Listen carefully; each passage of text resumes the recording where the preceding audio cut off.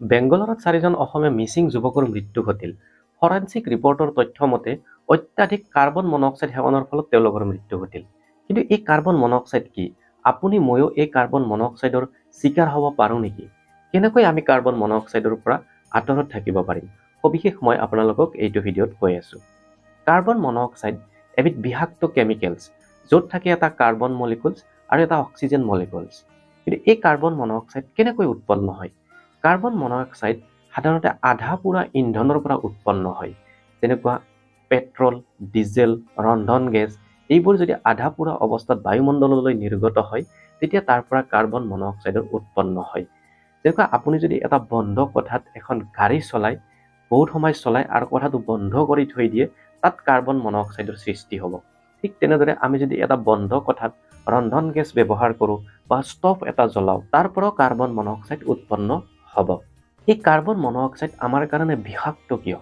যে কাৰ্বন মনক্সাইডে আমাৰ শৰীৰত সোমাই আৰু ব্লাডত থকা ৰেড ব্লাড চেলছৰ লগত বণ্ডিং হয়। কিন্তু আমি জানো যে ৰেড ব্লাড চেলছে আমাৰ শৰীৰত অক্সিজেন কঢ়িয়ায়। তাৰ ফলত কি হয়? আমাৰ শৰীৰৰ প্ৰধান অংগবোৰে যেনেকুৱা ব্ৰেইন, হাৰ্ট এইবিলাকে অক্সিজেন ছাপ্লাই নাপায়। কাৰণ ব্লাডত থকা ৰেড ব্লাড চেলছে আমাৰ শৰীৰৰ প্ৰধান অংগবোৰলৈ অক্সিজেন কঢ়িয়াই নিয়ে।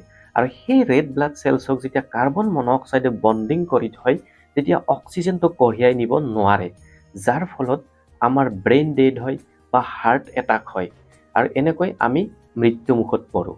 কাৰ্বন মনক্সাইডৰ পৰা আমি কেনেকৈ হাত সাৰিব পাৰিম? প্ৰথম কথা হ'ল, আমি থকা কোঠাটো বন্ধ অৱস্থাত ৰাখিব নালাগে। তাত ভেণ্টিলেটৰৰ ব্যৱস্থা থাকিব লাগে। ইয়াৰ উপৰিও কাৰ্বন মনক্সাইডৰ এলাৰ্ম পায়, অৰ্থাৎ ইণ্ডিকেটৰ পায়। সেইবোৰ যদি আমি ৰুমত ৰাখোঁ, তেনেহ'লে কাৰ্বন মনক্সাইড ৰুমৰ ভিতৰত বাঢ়ি গ'লে তাত এলাৰ্ম বাজিব। ইয়াৰ উপৰিও আমি কিছুমান সাৱধানতা অৱলম্বন কৰিব লাগিব। যেনেকুৱা আমি বেছি সময় থকা কোঠা এটাত ৰন্ধন গেছৰ ব্যৱহাৰ কৰিব নালাগে, ষ্টভ জ্বলাব নালাগে, গিজাৰ জ্বলাব নালাগে, যাৰ পৰা কাৰ্বন মনক্সাইড সৃষ্টি হয়। এই তথ্যখিনি আপুনি মনত ৰাখিব, লগতে ভিডিঅ'টো শ্বেয়াৰ কৰি আনকো জনাই দিয়ক। ধন্যবাদ।